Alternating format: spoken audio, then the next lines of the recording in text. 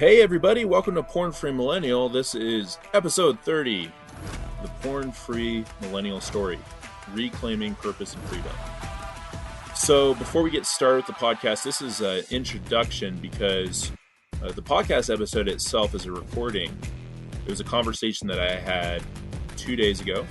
The conversation was had on the platform X, which is formerly known as Twitter, and it was held by Diana and Will. They are pretty prominent in the Catholic X community on the platform, and they typically will hold weekly, even daily spaces on there. And spaces are basically collaborative conversations that can be had on X, where there'll be hosts with a topic, but then you can also hop on as a speaker or just a listener as well. And it's just a cool way to have collaborative conversations. So they reached out to me a few weeks ago asking if I could talk about my story, talk about porn and my relationship with it, and just recovery in general.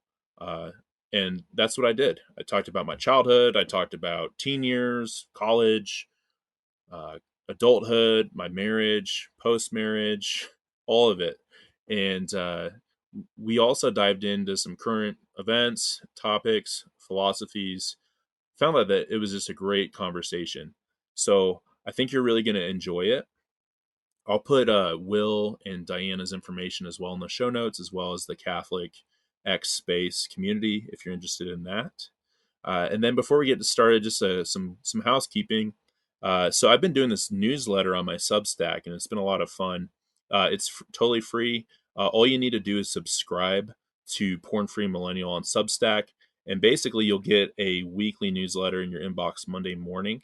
And I've had a lot of fun making it. I've got my 8th edition starting this Monday, and really what it is just packing in a lot of good knowledge and tools, as well as articles, not just that I've written, but that other people have written on Substack or other platforms that I find valuable. So typically each week I look to have a theme. I look to include other people that are also working on the road of recovery on themselves, and then also spotlight community. So basically, people within the community that might comment on some of my work or send me messages. I'll like to include that because I think community is huge, and always love to spotlight. If someone makes a good point or has a different perspective on things, that's valuable. So definitely, if you're interested in that, hit subscribe on Substack. And I'm also working on some other articles that I think will be uh, really a good read and helpful for you. And I think last but not least, the next podcast that's coming out will be with my little brother again. I think this is going to be his third time on the show. I'm really excited about it. Uh, I don't think I've said this yet, or maybe I have on Substack, but I don't think I've said this on my podcast. But I just made it a little over a year completely sober from porn masturbation, and so we're going to be talking about just celebrating victory together, because it's not just a victory for me; it's a victory for my little brother. It's a victory for our community. So with that being said, those are some things on the horizon. Let's get into it. Keep fighting the good fight. Welcome to the to Spaces, and thank you so much for being willing to share this story. And I'm so glad you want to talk about how you have combat this struggle, I guess, and reclaimed your purpose and freedom. So let's just dive in. You ready, Mac? I'm ready. Okay, so I guess we could just start. You want to tell us a little bit about yourself first? I did kind of say that, you're a nomad and in an RV and in some remote area, I guess. I don't know. Should Yeah, we so, start there? yeah. So it's kind of interesting that the lifestyle I live now really is linked to my relationship with porn. I was married for 5 years. Unfortunately, I went through a divorce, and I'll talk through it. But after my divorce finalized, I bought an RV. In a way to, I think, connect to something, connect to a purpose, travel. I work remotely. I've been working remotely now for 4 years. So I've been living the nomadic lifestyle, hence the name Mac Nomadic, and traveling out of my RV, working out of it, and things like that. But it's really interesting because I think that kind of leads into, my story with porn because of the divorce. I feel like I really started to learn more about how destructive porn was when I was in my marriage. But I'll just start really quick. I'm 33. I'm a millennial. Oh, can you guys still hear me? Yes, all good. Okay, sorry, I got something on my phone. I was like freaked out for a second. No, so I'm 33, millennial, and grew up Catholic. Grew up. My parents are still married. They've been married for 30 plus years. One out of four kids, second oldest. And I feel like I had a pretty normal upbringing. And I only bring that up just because I think sometimes there's this stigma with porn that, oh my gosh, you have to be this like this person that's just so like perverted and obsessive, and maybe they didn't grow up in a good household. Like I grew up in a great household. I love my parents. They're great people. Went to Catholic school for K through seventh grade. Then I went to public school. But I got first introduced to porn when I was 10. Pretty seems like it's. I think when you look at studies, it's typically around 10 or 11 when kids on average are You know, introduced Mark, to porn. how did that happen? I found that Yeah, alarming. I've heard it before that yeah, early, but that's young. I mean, yeah. cell phone, computer. It was with friends, like just I think another friend, and I think that's what happens with a lot of kids. It might not necessarily be them or in their family, but then maybe there's a friend that gets into it first, and then word spreads in little friend groups to where there's something that they want to show you, and that's really how it starts. And I think just with me, what I remember from my childhood was a lot of like kind of like late nights with friends doing searches. I think they used to have things like on AOL with like chat and stuff where you could like talk to bots or whoever it is on the other side and get photos. But I just remember as a kid, yeah, like just being seeing some images that were very, uh, now that I reflect on it in my 30s, things that a 10-year-old should never see. Uh, Yes. things. So, I mean, but like when you were 10, like how did you process that? Like I don't, like I just think about when I was 10.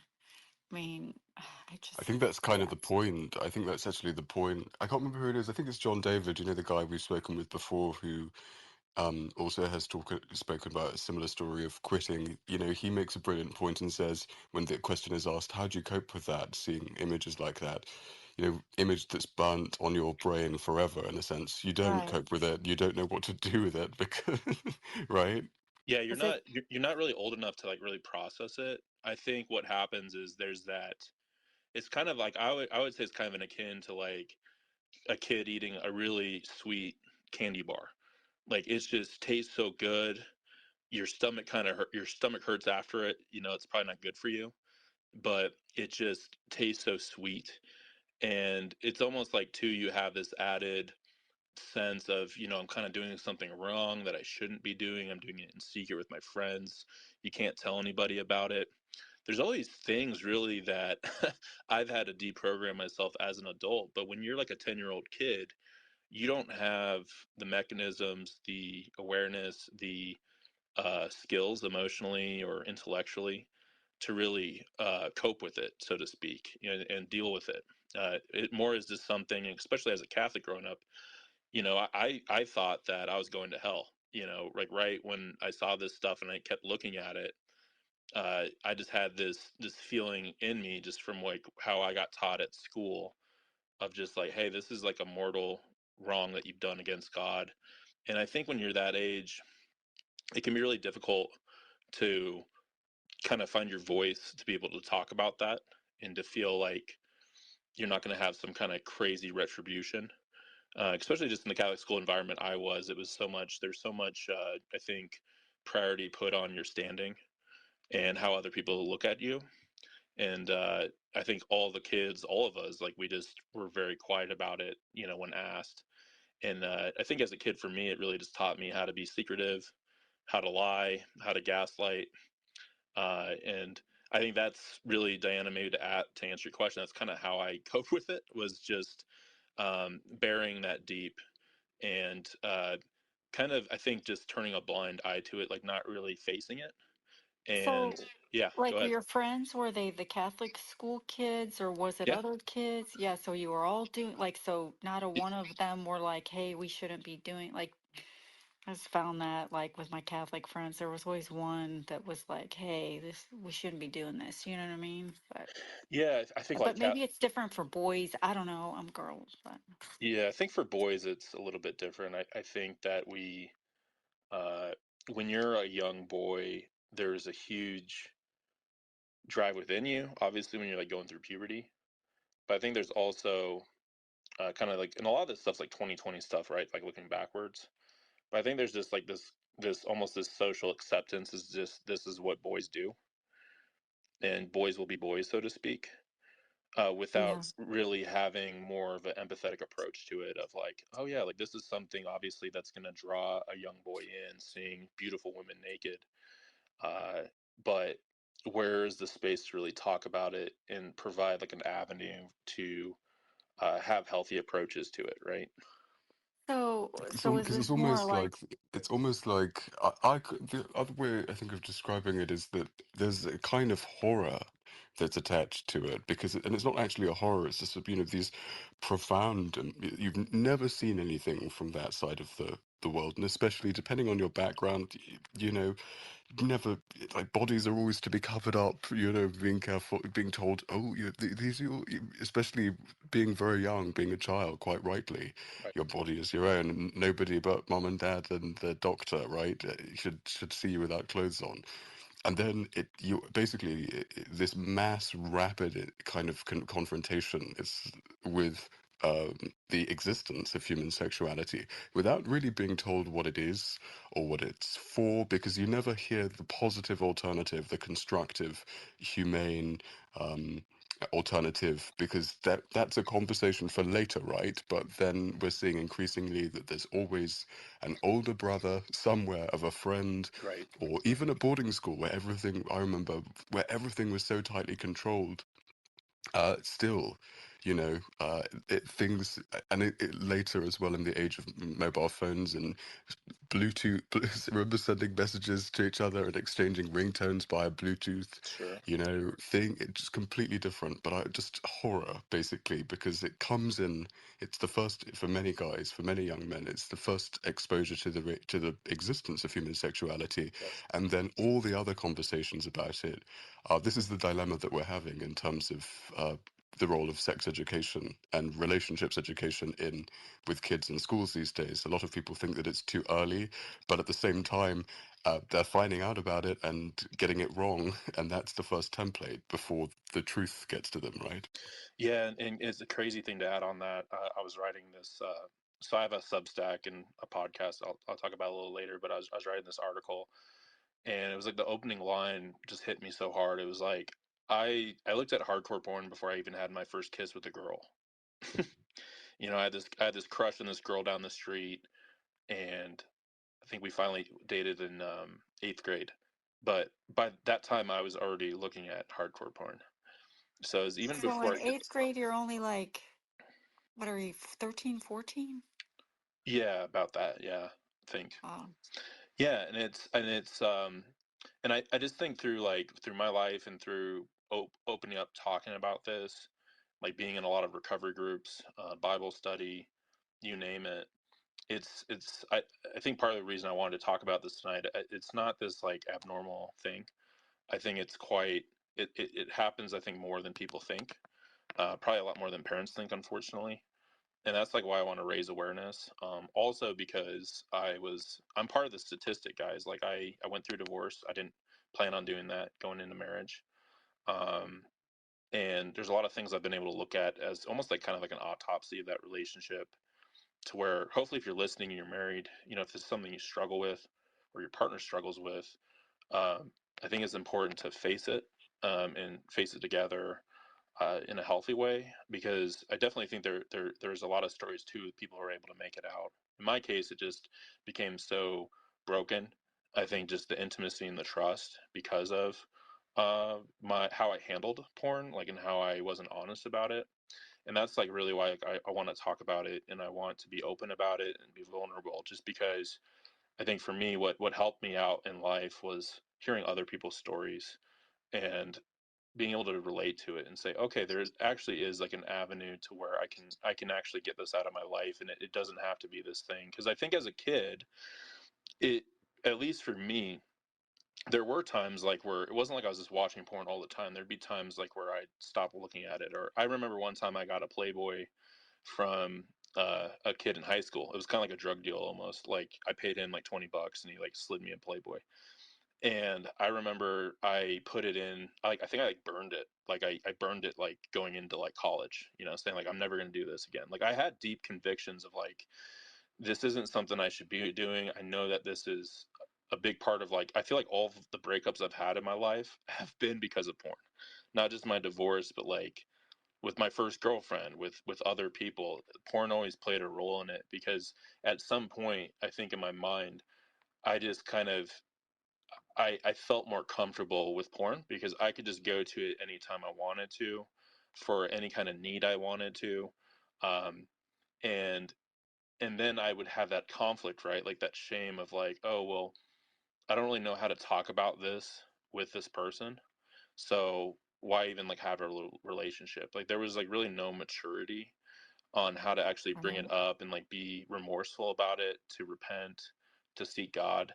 And I think with porn too, as a kid, it kind of it pushes you away from God, right? Like it isolates you. Like you know that you've sinned against God, but you also in your mind are like, how am I ever going to be forgiven from this? Like how am I But ever going to have salvation?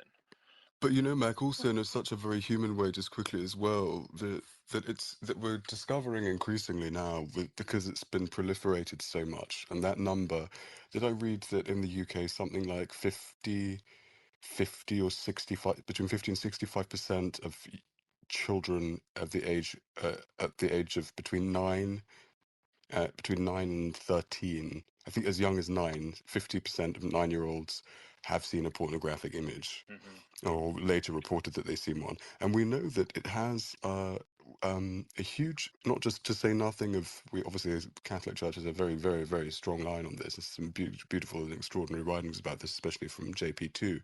But we also know that we're seeing the emergence of new neurological conditions in Yes. terms of, not finding joy in anything, and real, people failing to, basically as if they are like smoking marijuana 24/7. The effect that it's just having on people's health and well-being and sense of self, right?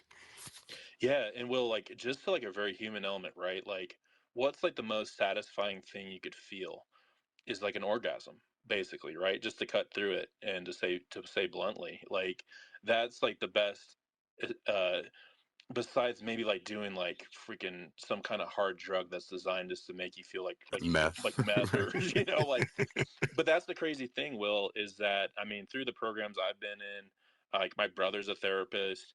He was telling me that like the hardest thing that people bring up, and he sees people that struggle with drugs, the hardest thing is to quit porn because it's so addictive, but it's not going to kill you, right? Like it's not like you're going to overdose from watching too much porn and die.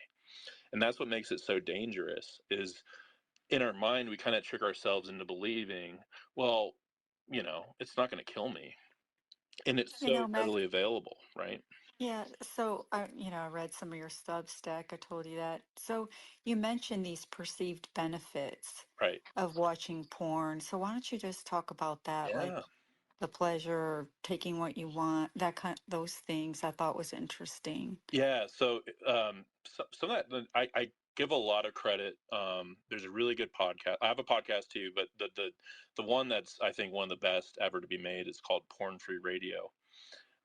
That's the guy that really got me going with my recovery. I remember hitting rock bottom, listening to by about 30 of his podcasts in a row on a weekend, going to the mountains on my own, where, hey, my ex was like, hey, you need to go figure yourself out.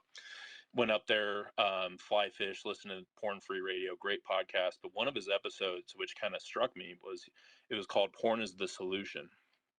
And and it was used as a solution for me for quite some time. Obviously, it's not the solution, but it's the solution that I think a lot of young men in general, I know women struggle with it too, but almost like a solution. We perceive it as a solution for things. So I think part of the perceived benefits, right? I think one of the perceived benefits is like you're going to become more, I guess, sexually educated. But on the flip side of that, right, a lot of porn is actually, I would say, simulating rape, simulating with gagging, choking, also simulating things that are very taboo, like stepsister, stepmom, all these relationships, right? And it starts to kind of put in your head a pretty warped view of sexuality. So I think one of the things, right, perceived benefits is that that's how you're supposed to learn about sex as a young kid. I think another perceived benefit too is that it's a way to relax yourself or to clear your mind. I hear that a lot from guys is like, oh, well, I just have so much pent up sexual energy and I'm a guy. Like, hey, if it's a justification for sure of just saying, well, if I wasn't looking at porn, like like at least I'm not like sleeping with other people. Like I never cheated on anybody in my relationship. I definitely use that as an excuse though, right? To say, well, hey, I've got this sexual energy. Like, do you want me just to be running around the street just masturbating in public or like sleeping with people? Like, at least I'm doing it in private, right? So I think another perceived benefit is that you're able to release that sexual energy. And then for me, and this is the one that really hits home, like this was like kind of like the light bulb moment for me. Really, it was a way for me to numb pain, to medicate myself. um, Discovered I started to really figure things out when I went to a Christian sex addiction therapist. Now, there's a big difference, I think, between like sex addiction and being addicted to porn. I actually kind of found out like I'm not really a sex addict. I did go on some sprees that I'm not proud of, where I did indulge in that. But really, for me, I think that the addictive part of it really was numbing uncomfortable feelings, deep down pain that I developed through childhood, feelings of neglect at times. Again, great parents, but there were just moments. I won't go into it in super detail, but there were moments where I felt really like let down, and I felt like at moments where I was expecting to have that validation and that love and that respect. There were times where that missed out on. I missed out on those, and I think I turned to porn that was something already built into my life, and I turned into it as a way to numb, where I could just go in and I could just look up whatever I needed to look up. And at some point, it didn't even really matter like who it was, what it was. It could be anything, right? And it was just a way for me to medicate and like numb the pain that I had. And especially that happened like in my marriage, to where things really started to hit some rocky spots, where I had to come to face with some really, I had to come to face some very uncomfortable truths about myself, that I wasn't being honest, that I was being a gaslighter, that I was saying things that were really hurtful to my partner at the time. When I had to face those uncomfortable truths, it triggered a lot of that response in me, to where I had so much of that pain. And initially, right, I didn't deal with it the right way. I dealt with it by going to porn, this habit that I've had since I was 10, right? And going to therapy, and then also starting to go to Bible study, getting involved with my church, I really started to face it and put like a name on it and say, oh, I was looped into hooked on it through childhood curiosity, sexual desire, all that stuff. That's typically how it works. I think when people are introduced to it, that's the initial hook. But what I learned through time, through recovery, going to recovery groups, all that stuff, which I still do on a weekly basis, go to a weekly recovery group. What I've learned is it's really a mechanism for me to medicate and to numb pain. And what I really started to figure out is if I have healthy ways to face these uncomfortable things within me, and to let them almost kind of like to pass through it, right? Like I think Marcus Aurelius says something to the effect of the obstacle's the way. That was something that I really, and that a great quote too from Frank Herbert and Dune is like, fear's the mind killer. And to face that fear, to face that fear and let it pass, and to still stand. Those are things that really started to turn it around for me, to where I had some turning points. And I'd say that is about 5 years ago was when I really started to, I'd say that's when my recovery began. And recovery is a word that's used a lot, like in the space with porn. Recovery is really knowing what true north is and going north, not going south. There's going to be bumps, right? Like I think I posted on my page, I've been sober now for a year. I had a relapse uh, last year because that was like the anniversary of what would have been my 6th year of being married. And I didn't quite handle it right. I was really just pretty depressed at that point, and didn't have healthy mechanisms in place. But I guess I bring all that up. Hopefully that kind of helps answer some of your questions or helps with the dialogue. But that really helped me out a ton, because I think when I've struggled in recovery, or when I've struggled in life, when I look back at those 20 years of it, almost kind of felt like I had to live with it. I knew like at some point I need to ditch this thing. Like I can't keep living life like this, because really it is a disassociation. Like, because this is a Catholic space. I'm Christian. There's a disassociation, right? Because we have like one box where we'll say, hey, this is like my Christian life, and then we'll have this box to the right saying, well, this is like my porn life. And that doesn't work. It doesn't work. No matter what we tell Right. ourselves, it's that I conflict. mean, it's living a double life, It's living a right, double Matt? life. Yeah. and Yeah. and there were times in my And I, life. Oh, go ahead, Will. yeah, and I think that that's one of the reasons why we've seen, especially for millennials, I think that there's one of the reasons why we saw a whole generation um, of parents not because of the duplicity of good, sort of rightly ordered Christian Catholic parent, family homes, Sure. of just thinking, oh, my son's not involved in anything like that because he's captain of the baseball team, or he's just he just plays first violin in the orchestra. Or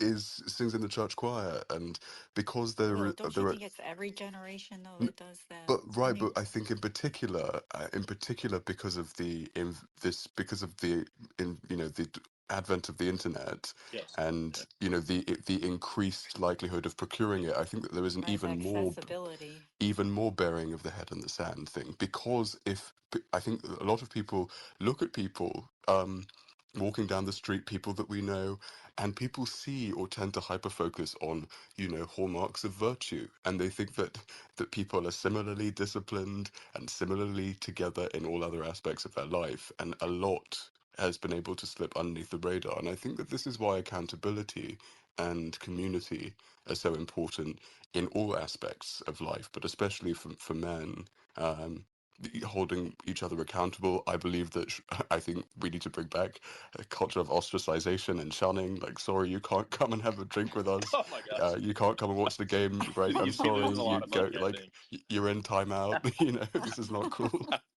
Yeah. So Will, that's a great point. So that's kind of interesting. So my little brother and I love my little brother so much. This is, and my sisters, but my little brother and I have this bond. Gosh, hopefully I don't get too emotional here, but a big reason why I started to talk about it and to write about it, to podcast about it, was this is kind of a crazy story to back up a little bit. But when I was in my marriage, I actually remember creating my Substack, and creating, because I at that point, I think I was almost 2 years sober. I was feeling great, overconfident, I'll say, but I was feeling great. My ex and I, we just bought a house together, but we moved away from my community. We moved away from the Denver area. We went to Colorado Springs, and I stopped going to my men's group because it would have been like a 3 hour round trip, right? So I stopped doing that. We didn't have a church right away, and that was a point where I had this weakness in my armor, right? And I created this Substack. I was going to start my podcast, and then I relapsed, and then I lied about it. And that's what really triggered, I think, the real brokenness in my marriage. Was I was doing all these right things, rebuilding trust, all this stuff, and then I failed. And then I was so ashamed. I remember telling myself, I'm just like, I will just go to the grave. Go to the grave. I'll never talk about it. She'll never know. And, we'll just put this behind us. And of course, that didn't work out too well, right? But I created my Substack when I was still in my relationship. And if you look at my Substack, I think I created it in 2021, and then my first like real post was like in 2023. I picked it back up because I knew that if I don't do this and I don't talk about it, it's going to affect not just me, but other people in my life. And my little brother, thank God, he's been married now for 5 years. And we check in with each other every day. We've been doing that now for almost 2 years, where we'll do a check in with each other through voice memo. And we'll send each other a voice memo every day to hold each So other your brother accountable. fell into the same kind of like. Oh, yeah. And if you guys go and look on my podcast, I think it's episode, let me look really quick. It's one of my favorite episodes because it's so cool to do it with my brother, to have an episode together where we talked about it. But it was, I think, episode 13, Breaking Free Together. We talk about basically how we started our recovery together, and it was because of the death of my grandma. Um, yeah, sorry. We called her Saint Anne because she was a saint. You know, no one had anything ever bad to say about my grandma. She died shortly after my grandpa died, and they were married for almost 70 years. And I remember it was Valentine's Day when she went to the hospital, and I think I relapsed like a day before that. Sorry. And It's all right, Mac. when that happened, I was in the room with everybody, my family, and it just hit me so hard where, I was already separated from my wife. We weren't quite through our divorce yet, but I just looked at the life my grandma lived, and I said, I don't, I don't want to have an empty room, when I'm on my deathbed. And I'm gonna have it's not gonna be the same if I live this life, if I live this double life, it's not gonna be the same. Um, and that was really when I started to take recovery to the next level, I think. And I remember my brother and we decided like the next day, like let's really do this together. Like let's kick porn's ass. Let's kick Satan's ass. Let's do it the right way by um, living a life of integrity. And that doesn't mean that like I've just lived this life where I don't have any lust in my heart or whatever, right? Like we're all human beings, but it's like an approach to where there's intention behind it. There's accountability. There's a higher sense of purpose. And I guess that kind of goes to the reclaiming purpose. And God, I looked at my grandma's life and just my mom works in hospice, and her company did hospice care for both my grandparents. So just what a blessing. They both died in the home that like they lived in for like 60 plus years, which was amazing. But I remember through that process, my grandma was in the hospital, and then it was about 2 weeks until she passed away. I was actively involved with like helping. We kind of took shifts and staying up all night. And there was one night where is me and my cousins, they're all female cousins. And I talked about, my struggles with porn with them. And we had some really good conversations and connections. And we took turns, like cleaning my grandma and taking care of her and holding her hand. And that to me was just such a connection. It was such a human connection to where it made me just think about life so much differently. And a year before that with my grandpa, I was there when he passed away, his last breath, holding my mom's hand. And I think those are the things in life that really matter. They matter so much. And I think when we are so tied with porn in our lives, and when it has this hold on us, we just it's like almost like we still experience these things, right? We still experience stuff in life.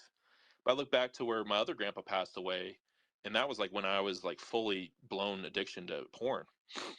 And I just remembered like looking back at that time, and yeah, I was emotional and stuff, but like how would have that emotion have been, or that moment have been, if I was living with a clear lens on life, and I was looking at things differently. I think a big part with porn with me too, there's a dehumanization, there's an objectification part of it.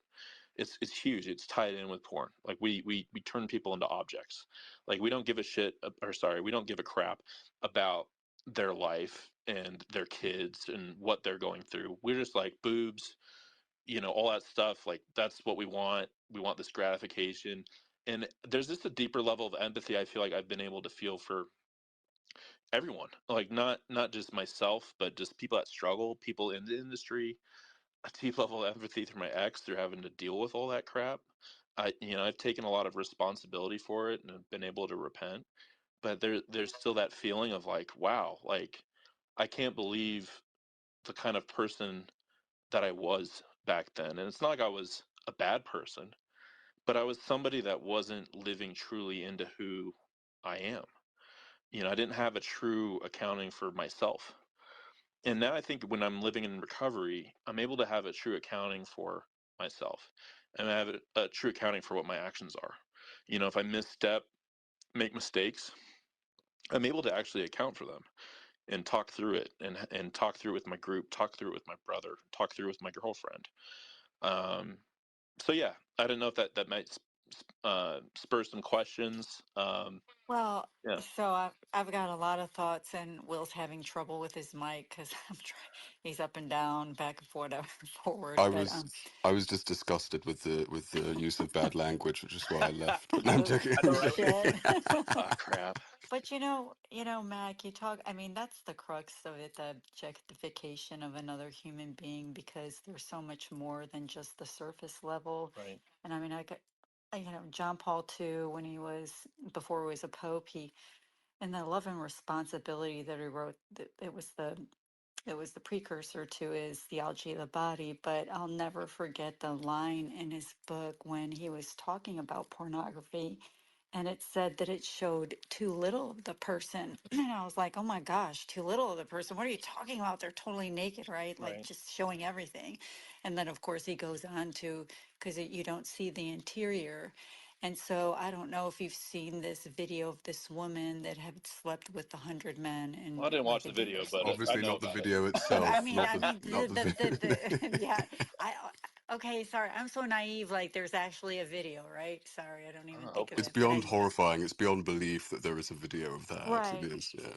right. But you see her. No, the after is what I'm talking about. That's been out maybe yesterday, today. Of just you, she's so like void, She and looks dead she, inside. yeah, Yeah. yeah. I Poor, mean, poor, just poor creature.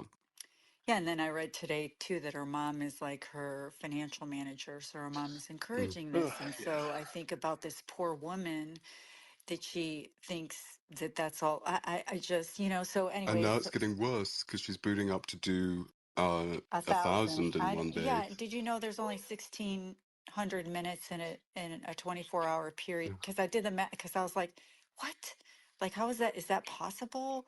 I mean, I don't even like what this is vile anyway. But back to the objectification of people. That's what makes it lust, because it's a disordered it's a disordered use of that, our sexuality. And so I just makes me sad that you were Catholic and you never, like if they weren't teaching that theology of the body, especially your age, because it came out in like I think 2000, because I remember studying it. But Yeah, well, I will But say, like, definitely was taught, but I think when you're a kid, like, I think I mentioned it earlier, but like, I thought I was going to hell, like, right away when I was like in second grade, right? Like, so wait, but you weren't, were you 10? I mean, was it from the looking at the pornography you thought that, or was this just, you just thought this about yourself well, in I think at generally? least, I don't remember every single thing, right, from Catholic school, but I think there was a part that stuck with me, and this was a realization in therapy, where I was like, wow, like I've been carrying around this weight that from a kid, where I think, Dan, a lot of it, I think shame and shunning, like to what Will said, it can be used in ways that can be helpful, but I think it also can be used in ways and internalized in ways that can be really destructive. That can actually hold you down like an anchor. to where, Well, yeah, I think shame is not healthy. Guilt. yeah, Guilt Yeah. guilt. is the appropriate. Shame is where you feel so bad about yourself that you're like you're going to hell, that Yeah, you can't be forgiven, right. that kind of thing. But at second grade, that's so young. I just, Yeah, and it's an uncomfortable truth, but I think, I put a poll out there on my page. I think I left it open for 5 days just to see, how many people, and if people want to go into that, and take it. I think I have 21 votes so far, but 67%, 11 to 15 years old is when they were first exposed to porn. And I mean, at least from pretty much everyone that I've been in like recovery groups with and have talked to, it's typically like around like 10 years old. Like 10 to 15 is like when kids are first exposed. And I think it's probably even gotten worse, right? With just people having cell phones or cell phones, smartphones. Gosh, like I'm dating myself saying cell phone, but a smartphone, it's at our fingertips, right? Like if parents right. aren't The actively, accessibility. talking about it, and I hope one day I have a kid and I can have a really, a good conversation with them just to say, hey, like this stuff's going to be really going to try to pull you in, and here's the destruction it can cause. And that's why I think ultimately I write about it in a podcast about it, because I'm like, if this could reach somebody that's struggling, I think a big thing about it is embracing the redemptive nature, of our faith. And that I think for a Mm. while I kind of like forgot about the fact that Christ died on the cross for our sins. I think a lot of the school, at least I went to, it focused so much on, almost seemed just kind of like the things that you shouldn't do versus just like, hey, you're gonna mess up, you're gonna make bad choices. Like the church I go to, Flatirons in Colorado, a big thing that they talked about for a while was Me Too, and this was like before the Me Too movement. But basically, that's what drew me into this church, was the teaching of, hey, like I've made mistakes too. We've all made mistakes. We've all sinned, and sin, is really, in God's eyes, it's a disconnection, right? It's punishable by death, and then Christ, died on the cross for that, to redeem us from that. And I think that's what really helped me. And just to mention another, I guess, just something that I've redeemed myself from. So really, when I I'd say probably got to the lowest point in my entire life, was really when I came to the realization that we were going to go through with the divorce. I remember just screaming. I think at the time I had COVID, which did not help. And my my dog, I love him to death. He's 15. He had lice because we dropped him off at at the boarding, and he just got this huge infestation of lice. So basically, I was quarantined in my room, in the guest room of my house, with my dog that had lice, with terrible COVID, and knowing that I'm going to go through a divorce. So definitely, Oh, that's yeah, it was awful. terrible. It was like the worst thing ever. And at the time I was relapsing, right? Like I just was at just the lowest I've ever been. And the word void is a great word, because that definitely was how I felt. I felt void of purpose, void of meaning. I remember just screaming like, what does it matter anymore? What does it matter? Like it was, these were words that came out of my mouth that I didn't even think would ever come out of my mouth. I've always been an optimistic person. Like anyone that knows me, like, and follows my page, I'm very optimistic, very positive. Um, I seek to encourage people all the time, look for the best in people. But I was struggling to find my goodness in myself, redemption in myself. And yeah, I ended up calling the suicide hotline just because I felt like I just was kind of at my wit's end. And that's when I got in touch with my therapist, my Christian therapist. He's great. Um, and that's when I really started to, kind of heal myself, even though the marriage wasn't going the right way. I started to really work on myself. And I just share that just because in that moment, I remember thinking about God and thinking about my Savior, and knowing deep down inside, I I need to cling on to Christ.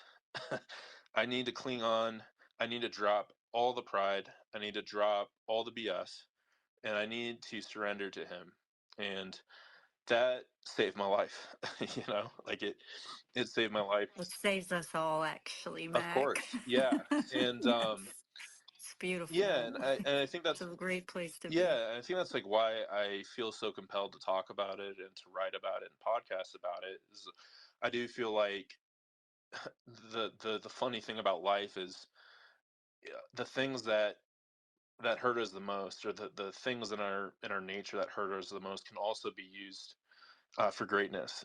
To help other people, and to use. I mean, when you look through the Bible, you can look at just any story, really, right? Like how God uses people that have brokenness. You think about David, and like what he did with putting that man on the front lines of the man he slept with his wife. But I think it was Bathsheba. Uh, Yes. I look at those stories, and that's what really helped me out, was with Bible study, having a great leader there and a great group of guys, therapy, getting into groups with porn addiction therapy, recovery. We call it more recovery, focused less on calling it addiction, but more as addictive behavior, in my opinion. An addictive thing. But getting into groups and community, into my faith, has been so helpful, because it gives me a purpose, right? A purpose to not just work on myself, but to help share my experiences, so that other people can find what it is in their life that Mm. they can use as that fuel. And And you've outside made of that, such an important point there, Mac, that it's without getting, if I get too philosophical, then Athenian will request a mic, and this is Mac, not Mac time, as it were. But it is important to remember that predispositions towards virtues and vices, certainly by all the people that matter in the Western tradition, the ones that matter, not all of them unified on this, but they spring forth from either rightly ordered dispositions in oneself, or maladapted or deformed dispositions within oneself. So the thing that requires attention, even if there is a particular habit, right, a maladaptive, destructive, self-destructive habit, it's not, for example, it could have been heroin, it could have been kleptomania, it could have been anything. right? But really, fundamentally, the thing is, it's not so much about giving something up. It is actually, most importantly, about a reformation and reordering of our interior lives and our interior dispositions. And I think that it's interesting when you were talking about your grandparents.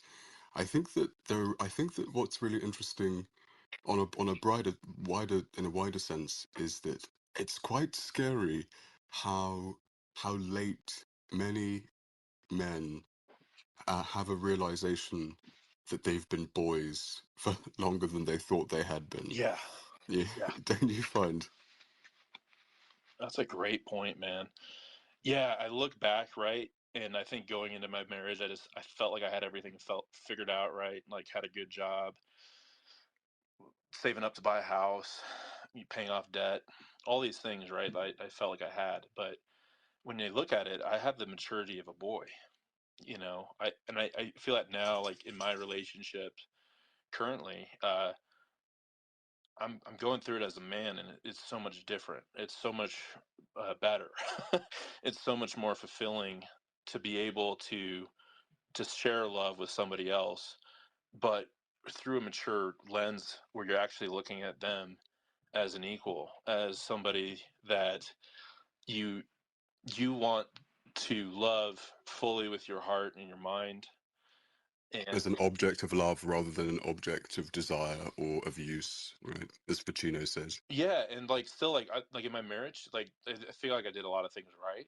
I still, care for this person, and luckily we had a very amicable divorce. Thank God. I mean, I couldn't even imagine, all the horror stories that I've heard, just kind of, how terrible it can be. But yeah, it's like I was going through this knowing, like, hey, I'm married, I'm committed, but also struggling with this thing in my life, right? This shadow self, this double life.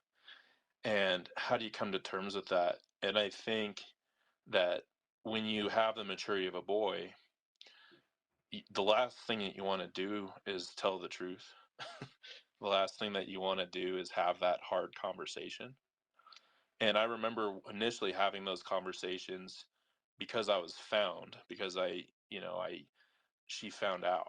It wasn't me just, coming up and saying, hey, I have this thing.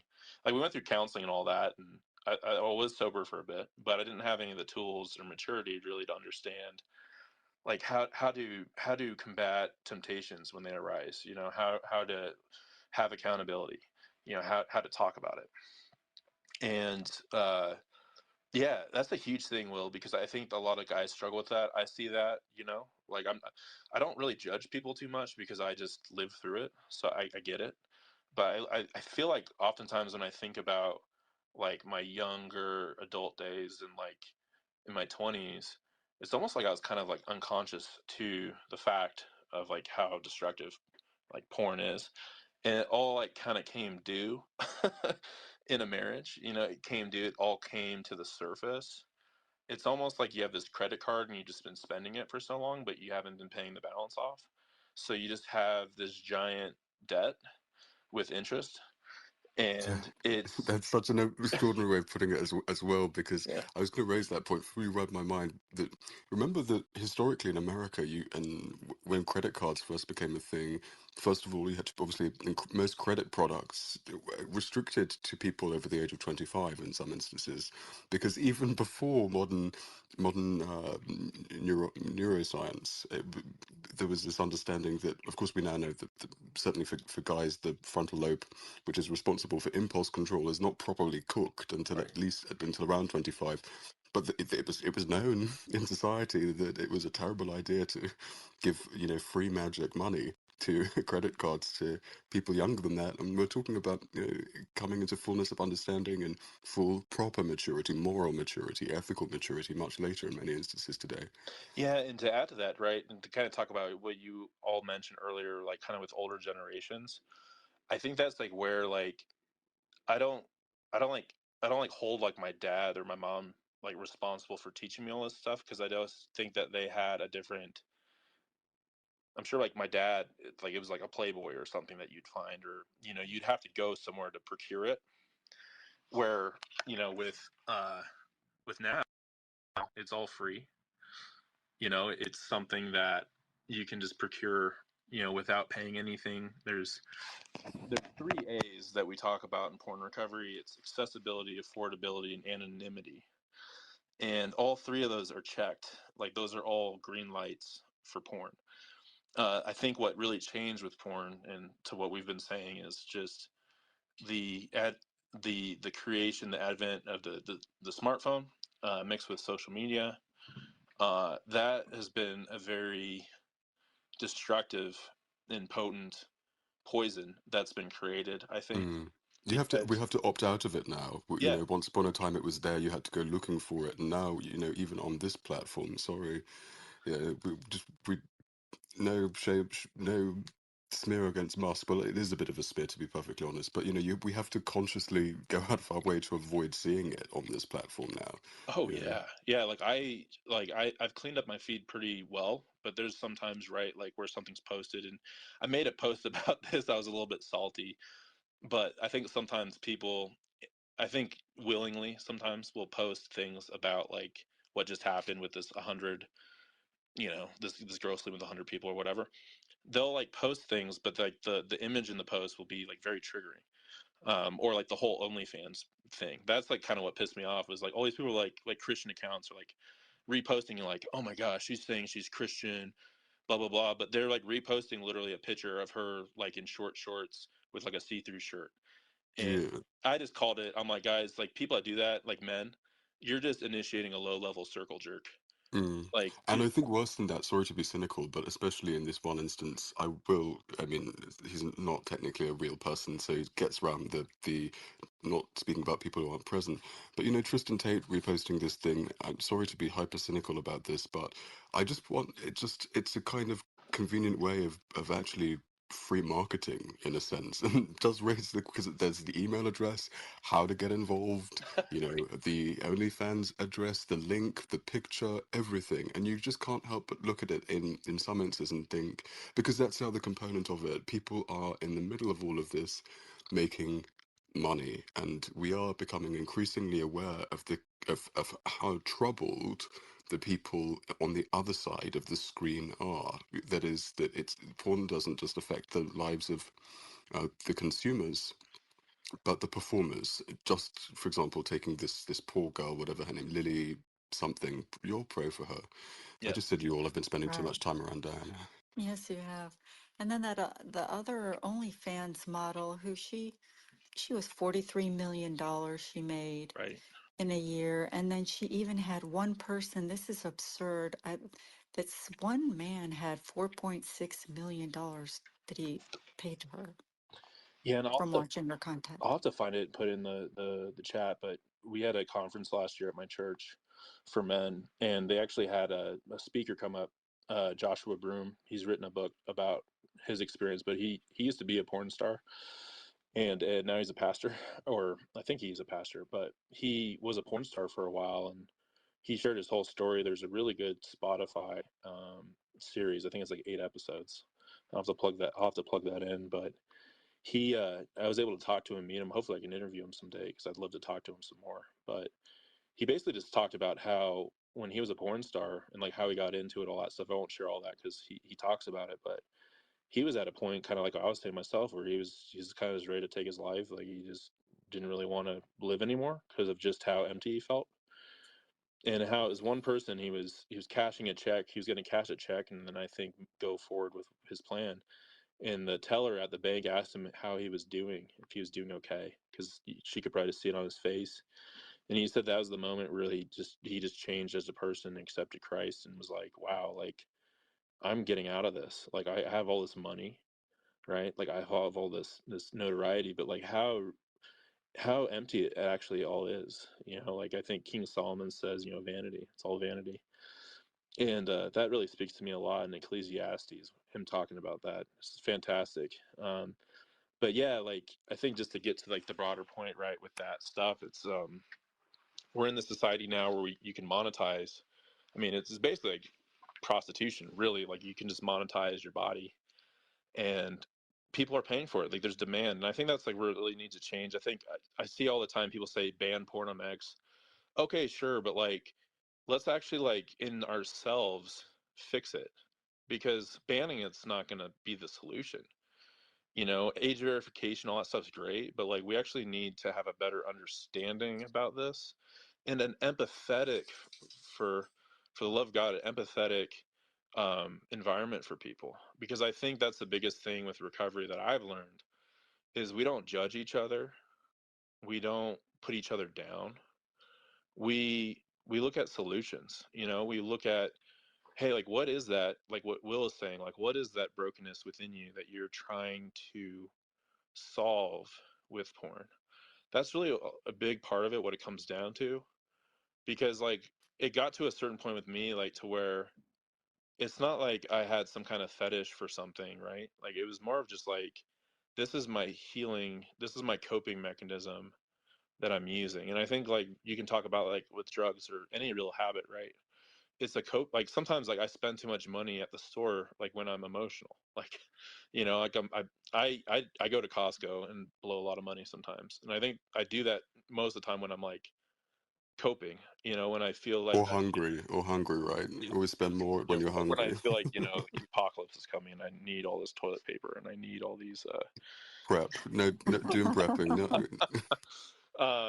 but I just bring that up because I think that's the deeper conversation to have. And I hope like listening to this, like that's a takeaway is that it's really just something deep inside. And that's what I try to talk to people that I work with or that I come across in group or like when I'm writing. I really try to get to like, it's not like this, you're just like this perverted being. It's there's a lot of brokenness and there's a lot of pain. And this is for a lot of us like kind of we were hooked in because we're curious and we find women attractive or if you're a woman, you find men attractive, or whatever. If you're a guy and you find guys like attractive, whatever. And that's like the hook. But then like the trailing part of it is like once it's hooked in you, it's more of that coping mechanism. And it's really identifying that's really helpful with recovery is I can identify like what my triggers are, and then I can then have a plan and a strategy to adapt to that and to head it off, to be proactive. And that's like where I think the recovery comes, like the sobriety is really living into the things that work for you, the things that bring you joy and bliss, the things that bring you meaning.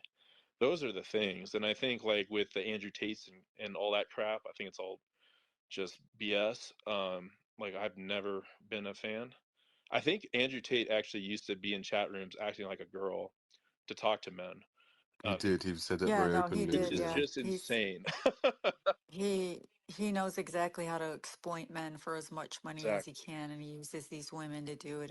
It's absolutely And I vile. think too, just to kind of bring it in, I think in Diana, you could probably add from your perspective as a woman, but I've just found like that living in this recovery and living into who I am, I think that's incredibly attractive to women. It's attractive, I think, to 100%. women that have the same values and the same motivations to live a life of integrity and to pursue things that are Well, valuable. values her own dignity and Exactly. does not see herself as just an object for a man to use. Yeah, I mean, it's actually very sad. Like I think this Gen Z too, especially, I don't know, they're off the rails in my opinion. My youngest daughter, we had a conversation with one of her friends, and it was just, I don't even think the kids think it's wrong anymore to be Right. promiscuous. Exactly. Yeah. And then it's trendy to be homosexual. And I'm like, what?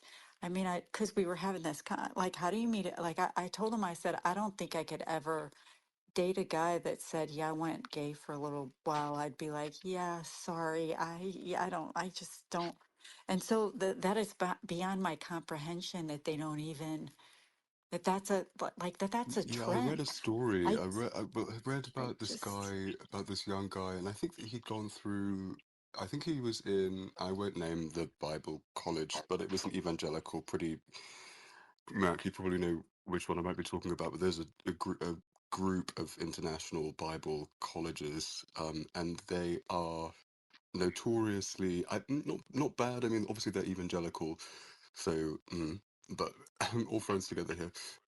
They're notoriously bad for young men, because a lot of I even know a couple personally who just lied their way through Bible college, and they have Yeah. they have no designs on going into ministry per se. It's just part of their, instead of going to regular college, their parents think that it's going to be so terrible if they go to, a regular, if they go to Duke or whatever it might be, they send them to, they go to Bible college and they get their degrees there.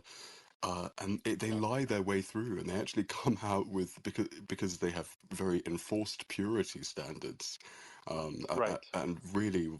But there was this guy who had gone through, and I think that he was a I can't remember what he was in, but whatever year it is before you finish over that.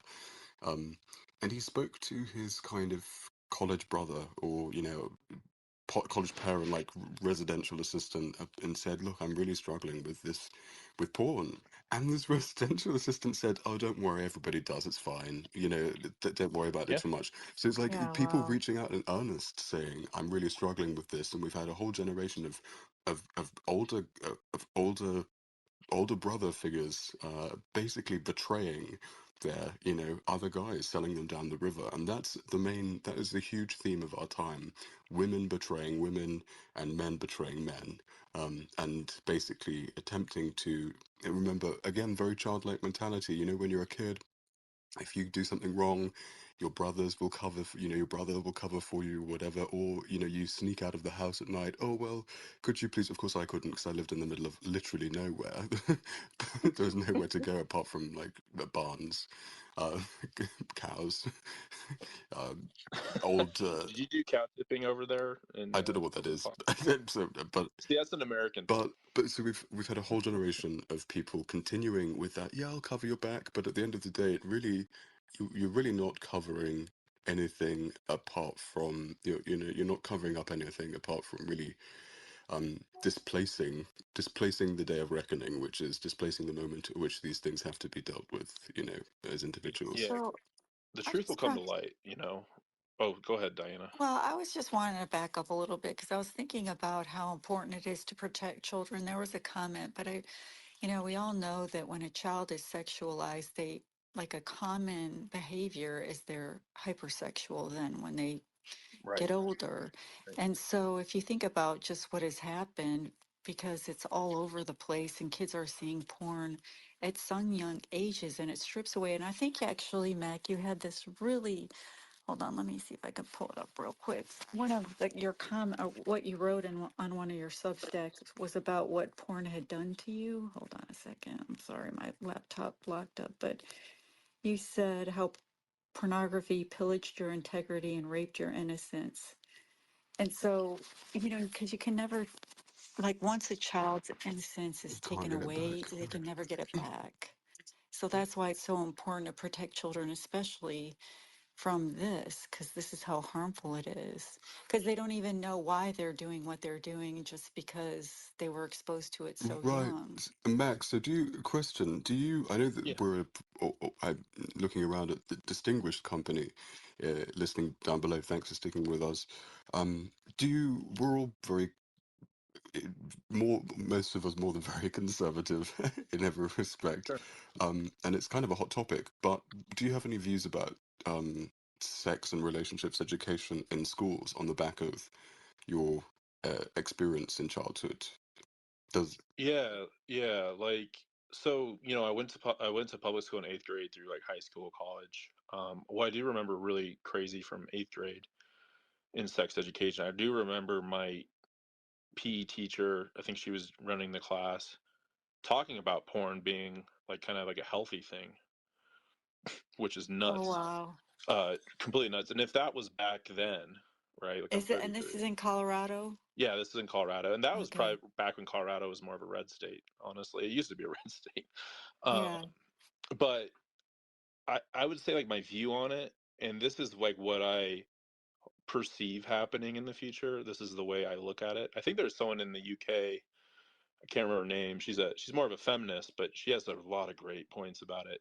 She's like, we need to treat this as like a health issue. The way that I think about this, and hopefully the way it goes, it's kind of like with cigarettes, right? It's just like, hey, like this is. I think with the age verification, you have to be over 18. I think over 20 states have already passed that, and like Pornhub has just removed themselves from that state, thank God. But they've passed age verification laws because in this book I'm reading right now, it's called Takedown by Layla McElwaite. I normally repost a lot of her stuff. She's written a great book. I'm about 75% of the way through it, but she really uncovered a lot of things about Pornhub to where you didn't even have to verify your age to post content. Like you could literally just have a video and post the content and monetize off of it. And there's actually many videos of actual rape where there's been a lot of class action lawsuits that happened. Yeah, I've heard a lot of terrible stories Terrible about things. these poor, and it's been to trafficked people as minors well? And the too. porn Trafficked, sites yeah. will Yes, monetize it, and they'll find right. ways to where they'll take out certain words, right? That it's a young teen or a young person or whatever, but they're obviously underage. There's a lot of just disgusting things, and that's why um, oftentimes when I post about this stuff, I'll do hashtag trafficking hub. There's actually a group organizations getting together called Trafficking Hub to where they've been exposing a lot of the trafficking that happens on porn sites and the monetization of rape, the monetization of sexual abuse, and even if they're consenting, right? Like there's still, I mean, the most searched videos oftentimes are like of teens of I mean, I choking, think that of gagging. OnlyFans model, she's the one that looks young. Yeah, I think exactly. that's, I think, right? Yeah, and The you see it in Hollywood. Like you always see like it's like a 40-year-old woman like as a high school kid, which is just crazy. Like it's everything's so sexualized in our culture, and I really started to see that like when I started to open my eyes to recovery of like, oh wow, it's everywhere. Like it's With yeah, I think with for example like with the Disney Channel and things like that. I mean, it's weird for different reasons, but there is a very logical business reason as to why they cast adults as teenagers, and it's to get around very, very, very rightly restrictive child labor yeah, laws. and So that's it's true. like if you know if you that's why all of the people were in like their 20s and 30s for what was it, think of all those wretched like High School Musicals and the Jonas Brothers, all the movies from way back when. But you're right, it's the and the other product of this is really the confusion and the desensitization, Exactly. especially you see this with, I mean, anime. I mean, no offense to, don't think we've got any guys with this down below, but there's a lot of young guys who Sure. have anime profile pictures. There's this very weird, distorted fixation. And, I had a conversation a while ago with just it was another random late night space, and we were talking about how this guy's kids, one of his sons, was so messed up from just watching Saturday morning cartoons, like even Yeah. things like shows like the old shows like Yu-Gi-Oh and Beyblade and Naruto, because when they're translated into English and things like this, I remember with yeah, with even some of these when they bring them when they dub them and import them into Europe, in many cases, some of the characters have to be redrawn, Yeah. because the implications would be offensive, to have a high school girl, Right. like in the case of something like Sailor Moon or whatever. I think it was Sailor Moon that he was talking about. Sailor Moon is completely different. Sailor Moon has like a bust and is looks like she's 25 years old in the original and had to be redrawn. There's something deeply perverted about and we know that it has these consequences. It messes with people's heads and fundamentally desensitizes people to right and wrong. Because when all of that stuff came out about Pornhub and trafficking, a lot of guys on this platform, there were threads and threads of guys saying, that's not my problem, that's not my problem. Now, Exactly. I think it's a pretty disturbing thing for anybody to discover that they had consumed footage of somebody who was trafficked and Right. being abused, and you're indifferent to it. That is a very disturbing prospect, but it is the case. Yeah, and that's the thing that like I had to come to terms with, right? Like I had to have those conversations. I had to really process that, and yeah, it brings a ton of guilt, right? And then you have that shame. Uh, but it's like it's about taking the next best action, right? And being able to see what it is and see how, because those are things that you don't want to think about, right? Like when you're watching porn, like you don't want to think about that stuff. And that's like where the objectification happens, right? And that's like what happens in war and so many things is you have to turn whoever that victim is into an object. And to yourself too, being a victim of it, you also turn yourself almost into an object as well. And those are all things that have to be processed and thought through.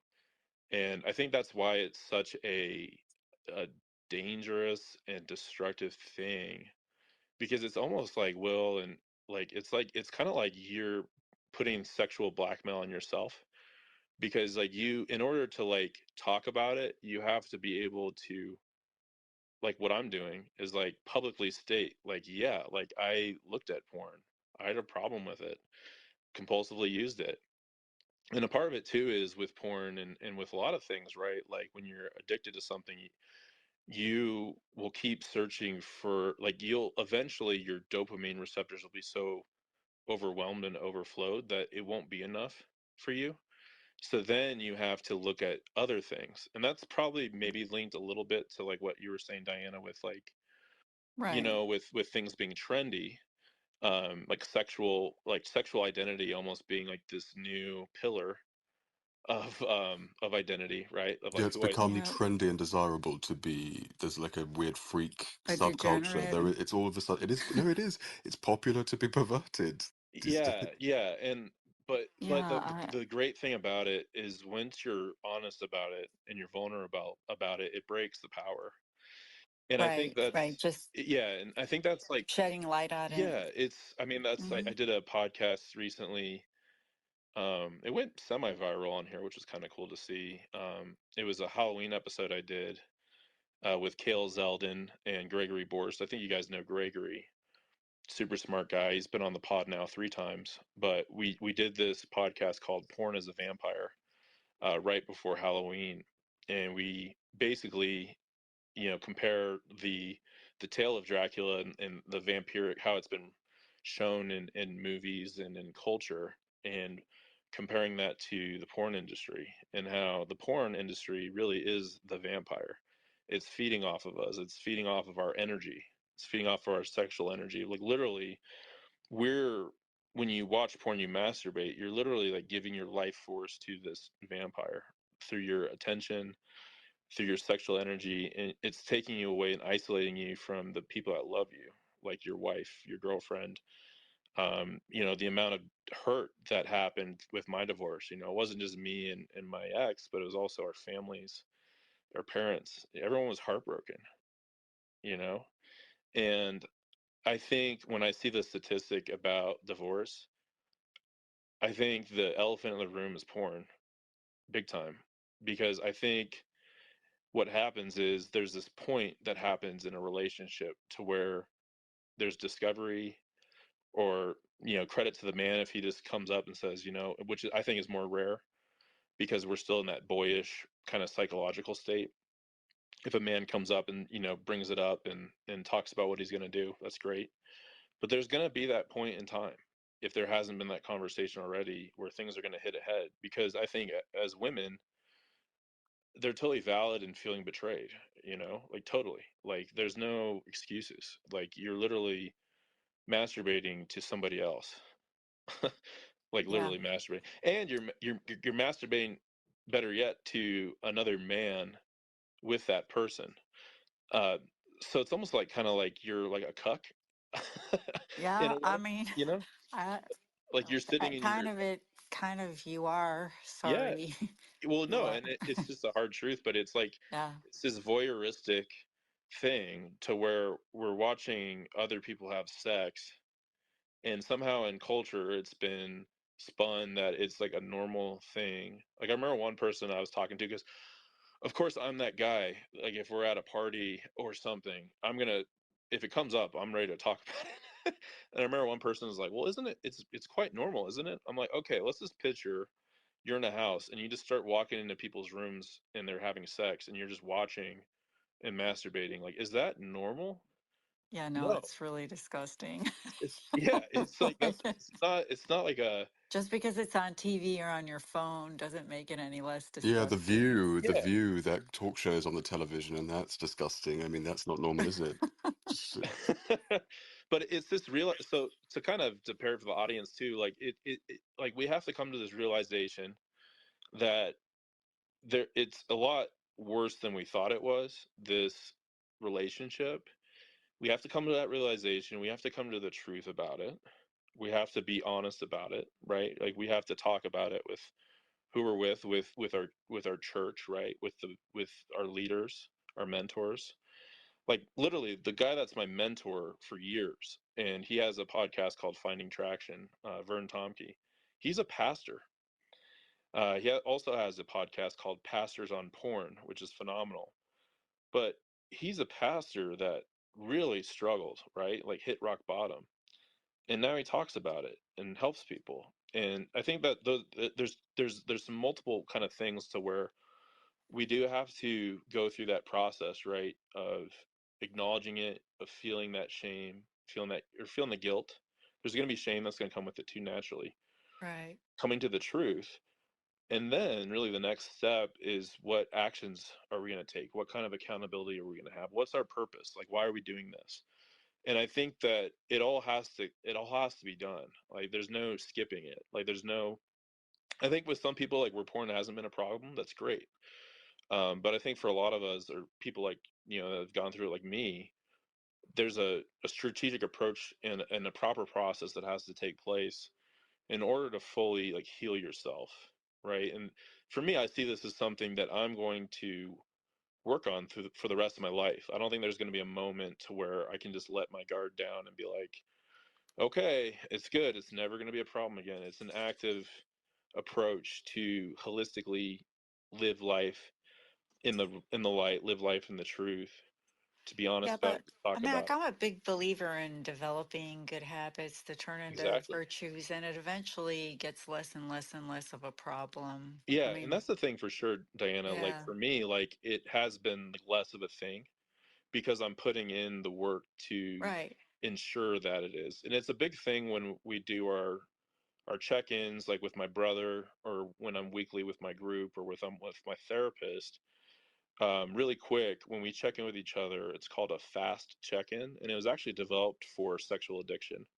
But the F stands for feeling, like how are we feeling today? A, which I'll go into in a bit, is activities in recovery. S is sobriety, and then there's two T's. The first one is threats. So what threats, what triggers are out there, and then what are our tools? That's the last T.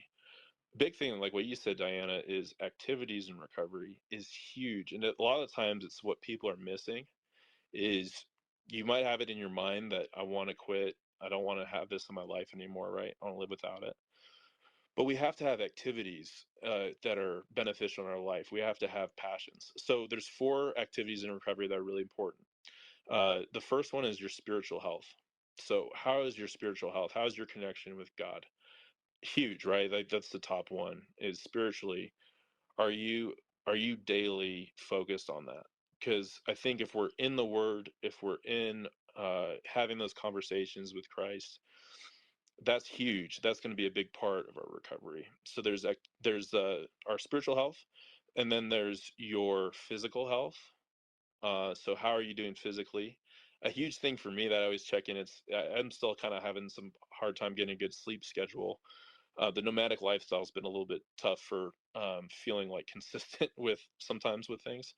But physical health really is like if you're not getting good sleep, if you're not eating well, if you're not taking care of your body, that also can leave you susceptible because you don't feel good. Like you just don't feel great. So physical health's a big one, and then third is your personal relationships. So your connections. So that would be like your relationship with your spouse, with your friends, your family. Like what are you doing to connect with people? Because that's a huge thing. I think with when we have a problem with porn, is it's such an isolating behavior, right? Like it's something that we do in private, something that we do alone. We don't want to talk to anyone about it. Typically, it's in a locked, dark room, right? Making sure that no one can see you, that you're alone. And when you're connected with people in a healthy way, that can really make things a lot easier in recovery. Is when you have good relationships that are adding to your life. And then the last one is passions. Passions is huge. I feel like when I was really struggling with porn, I wasn't really actively pursuing what my passions were. And a big passion of mine is writing, podcasting, and it's really funny when I've been going through recovery, I've really been able to pick up on things that I loved to do when I was a kid. That things that I got lost in. And I remember, and Will, you're gonna love this, but I actually wrote a few novels called Lord of the Sword, complete ripoff of Tolkien. I will say to my defense, the first book is very similar to Fellowship of the Ring, but also like Wheel of Time, like pretty like the first book is great. I think it's called Eye of the World. I need to read this. I'm gonna I do know. it. Can I do the audiobook? Can I do the audiobook, man? Will, I would just be crying tears of joy because I've already told you how much I just love whenever you read things. Like I feel like I was like talking to my little brother. I'm like, this dude's got this great voice, This and we were dude. going back. Because I sent Will. I ended up not applying to this podcast. I just have way too much going on. But there's this podcast I think where they're going to be reading off Lord of the Rings, and hopefully, Will, you're going to be a part of that. But they were taking like voice memos, and I was like, well, I could be like one of the Uruk-hai. I could be an orc. And I did the whole like meats back on the menu, boys. And I sent that to Will, and he loved it. And I felt like that was a milestone in my life. But anyways, I wrote Lord of the Swords pretty much a ripoff, but I did like kind of add some cool stuff. Like the orcs had wings; they could fly. So take that, Tolkien. Um, but anyways, I used to write. I used to make movies. I actually have this old recording. I actually wanted to be a priest. My uncle's actually a Catholic priest, and I think Diana and Will, I shared that with you. He works in Rome, but I grew up wanting to be a priest, and I remember filming. My mom filmed me. I had a homily in front of my family, and I had like this candle holder, and I had this like toy soccer ball as like my microphone, and I had like this like robe, and I was like talking to my family like, if you get stung by a bee, like don't cuss, like don't curse the Lord. If you get stung by a bee, like be. That is so I know. adorable. So I used to do all these I things. don't know. You might be called to the priesthood, Mr. You've Nomad. just I put a know, right? target on your back now. We're going to be I know, I slapping you know. into seminary, Mac. We're My coming after uncle, you, my Matt. uncle's been trying Like, to get me to be a Catholic priest if probably my whole if life. all of a sudden you feel all this energy that people are praying for you, your return, it's all of us on Catholic Sign up X. rosary afterwards. White I knight, know, right? white knight. I know the Catholic is coming. It's calling me back. Yep. But I share all that just because those were things that I really loved to do, and then they completely disappeared. I think in college, like I wanted to be like a writer. I went to school for political science. There was something about like I remember writing some great papers in college, and then I think I just started to really sink into depravity, and that pulled me away from my passions. And I think like me, that story I told when I was in my marriage and I started that Substack, I think that was God trying to, he opened the door for me and I didn't walk into it. So I just share that because I think there's things in our life, like when porn kind of, it takes the place of something that was healthy for us, like a healthy way to cope, right? Like whenever I write, a lot of the times too, like I've written probably the best articles like when I was feeling the pull to look at porn was the times like really I sunk into these passions. I'm like, okay, I feel this way, so I'm gonna like write about it. I'm gonna talk about it. I actually have a podcast. I had a podcast called Porn Prison, which is a pretty popular one, and then I relapsed the next that was on October, and then I didn't podcast again until the end of December. And I made this podcast, and if you're ever interested in listening to it, it's called Getting Back in the Ring. I actually talk about my relapse. That Is that that is that that was sequel to Lord crazy. of the Sword? Is that the sequel? Getting back in the ring? Is that the Yeah, sequel? that's the second one. Yeah, um, but I share that because that was a moment too where I realized God has left this door open for me. And that was a point like last year when I relapsed, I really wanted to quit. I really wanted to not write anymore. I was like, how could I do a podcast or how could I keep writing if I relapse? And then there's this moment of clarity of like, hey, dude, like this is life. This is a part of the process. You're going to make mistakes. You look at the Bible, right? Like you have a great person like David who is like just a stud and he commits a terrible sin. But then ultimately God he's in God's favor for repenting. Because God knows his heart, Exactly. just like he knows yours, Mac. And Exactly. And I so think you're gonna sin. It's the human condition. We right. all fall short. We just try to be better every day, and sometimes we're not. But then we get back up and we try to be better again the next day. Yeah, and I with porn too, I think it's a very honest thing about it is there's a constant voice in your head that's telling you, I'm never gonna be able to quit this thing. This is insurmountable. It's a mountain. And really it's like you just gotta take that first step forward and you just gotta keep walking forward. Even though we sometimes call it that true north. There's sometimes where you're gonna be heading south. And it's just about getting back on track. Like if you looked at like if you were hiking up a mountain, maybe you didn't take the easiest path up to the summit, right? And God knows in my life I haven't, but I hope, in the next years of my life and today and tomorrow that I get back on that path to get to that summit. And if I see things that are obstacles in my way, I'm better prepared. Like I have more skills, I have more equipment to be able to deal with the things that happen on that hike. As we're hiking to be better people, of course there's going to be obstacles, things that really push us, and that's the beautiful thing about life, right? Is things are going to happen that are just unplanned, or things that we could have planned better for, and God's going to have those obstacles for us, but nothing that we can't overcome, right? There's a Right. beautiful quote about that. And I'm not a huge, like, I don't have all these Bible verses memorized. I'm still working really on getting back into the Bible. That's okay. You're with a bunch of Catholics. But I can't remember what book it's from, but basically, like, God's never gonna tempt you more than like what you can handle. Basically, like He's never gonna put things in your path that are just completely Right. insurmountable. Like, these are things that are gonna make us stronger, and that's the way I look at you know Of course, of course. No one changes when life is just woo, everything's going good or whatever. It's the suffering. It's that redemptive suffering where we carry our cross. exactly. Yeah, and So I think it's just like we you'll all have that learn from it cross, and I think we just have to carry it well, and do to help others along the way. and give it up. And Give it up to Jesus. He'll exactly, carry it for you. exactly. Super. So with that, Thank you. Mac, do you have any final thoughts before we wrap? I just want to say thank you. Like, thank you, Diana, Will, for having me on. I think just ultimately, I think for me, yeah, I just want to keep telling my story, sharing my perspectives, connecting with other people to, I think, just build a community, right? On X.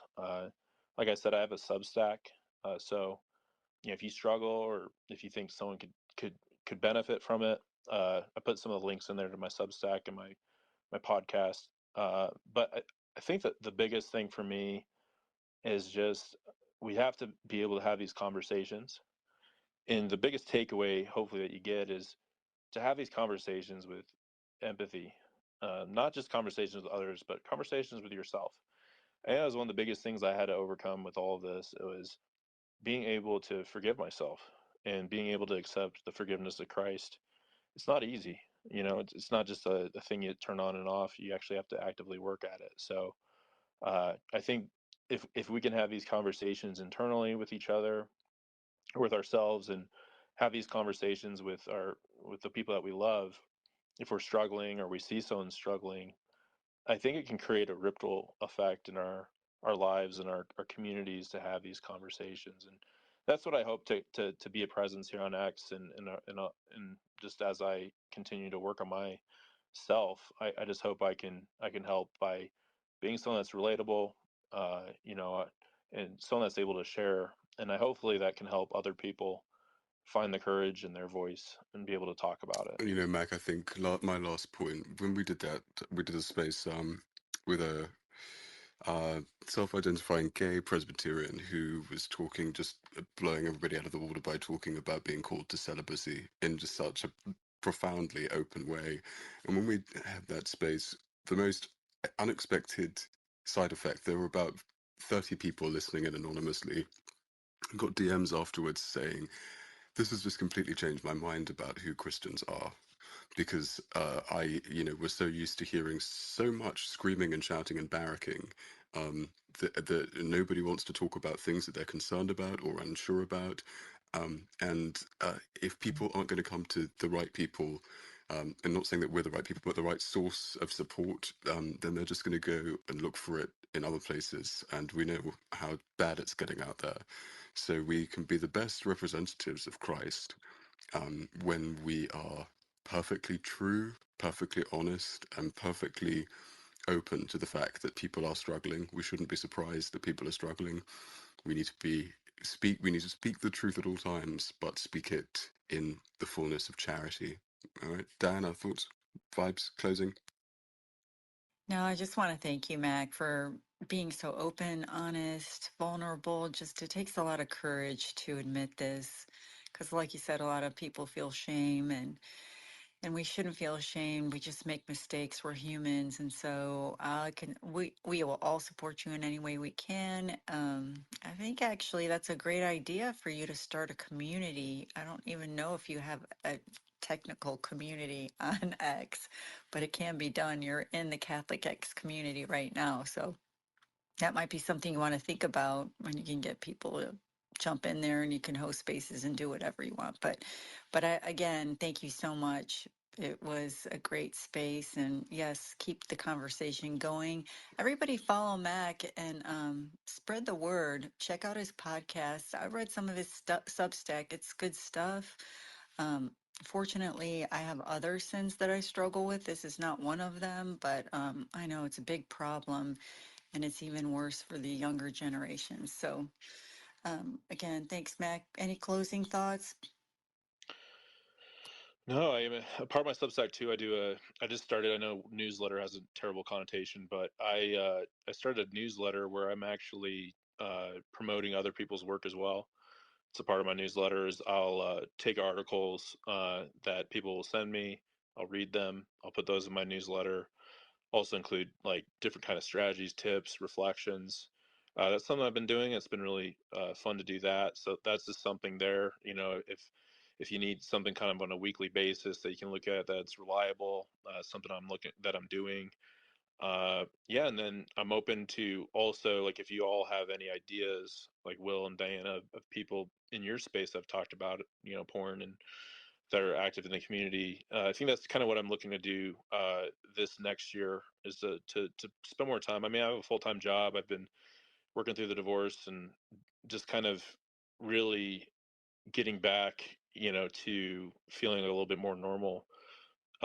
So I'm looking to write more, to podcast more, and to just expand just the community of people. And yeah, the door's open. That's a big thing. Maybe the ultimate thing to say is that you'll always have an open door with me.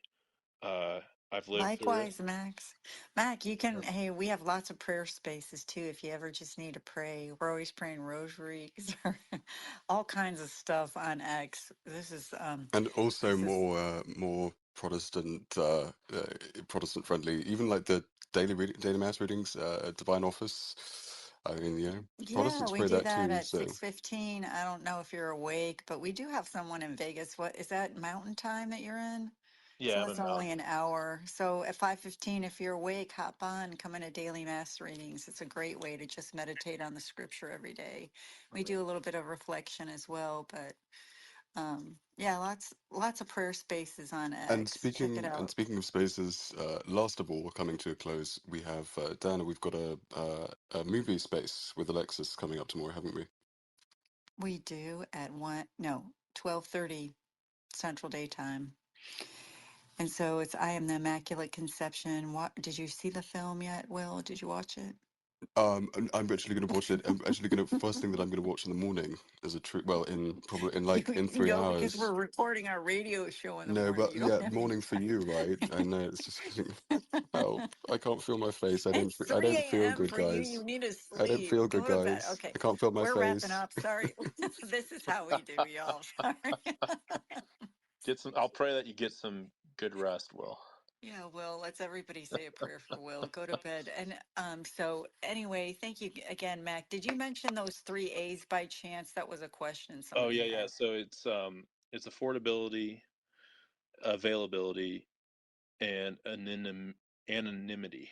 Okay. Those are the Yeah. three A's. Interesting. Okay. Yes. So thank you for that.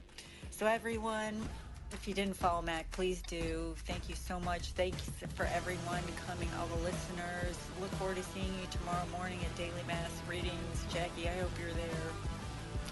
Anyway, God bless you all. Have a beautiful evening. Peace be with you and Ave Maria.